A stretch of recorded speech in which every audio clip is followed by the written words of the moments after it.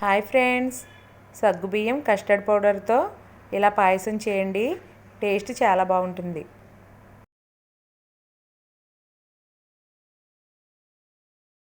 సగ్గుబియ్యం పాయసం కోసం ముందుగా స్టవ్ ఆన్ చేసుకుని పాన్ పెట్టుకుని అందులో 1 లీటర్ వరకు పాలు పోసుకుని మరిగించుకోండి.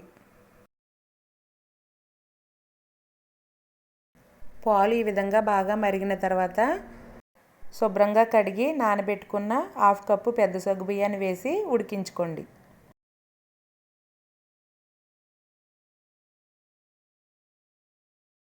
ఈ విధంగా గరిటెతో కలుపుకుంటూ మూత పెట్టి మధ్య మధ్యలో కలుపుకుంటూ సగ్గుబియ్యాన్ని ఉడికించుకోండి. ఈ విధంగా సగ్గుబియ్యం సగం పైగా ఉడికిన తర్వాత నానబెట్టి పొట్టు తీసుకున్న బాదం పప్పు, జీడిపప్పు వేసి బాగా కలుపుకోండి.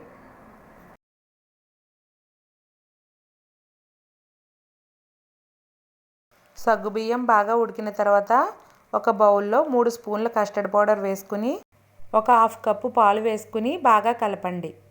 ఈ విధంగా బాగా కలిపి స్టవ్ సిమ్లో ఉంచుకుని కస్టర్డ్ పౌడర్ వేసుకుంటూ గరిటెతో బాగా కలపండి.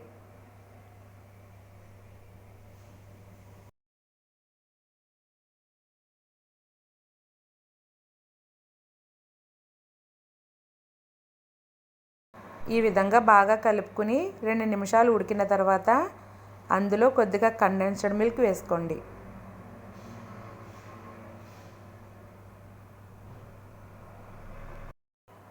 తర్వాత అందులో మీరు తినే తీపిని బట్టి పంచదార వేసుకోండి.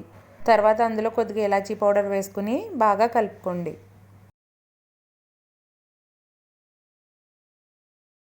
ఈ విధంగా బాగా కలుపుకుని 1 నిమిషం పాటు ఉడికించి స్టవ్ ఆఫ్ చేసి పక్కకు దింపుకోండి.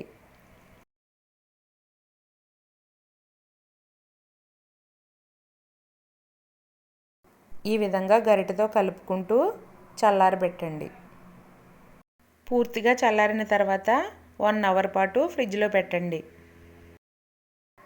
ఈ సగ్గుబియ్యం పాయసం ఫ్రిడ్జ్లో పెట్టుకుని తింటే చాలా టేస్టీగా ఉంటుందండి. ఈ వీడియో కనుక మీకు నచ్చినట్లయితే లైక్ చేయండి, షేర్ చేయండి, సబ్స్క్రైబ్ చేయండి.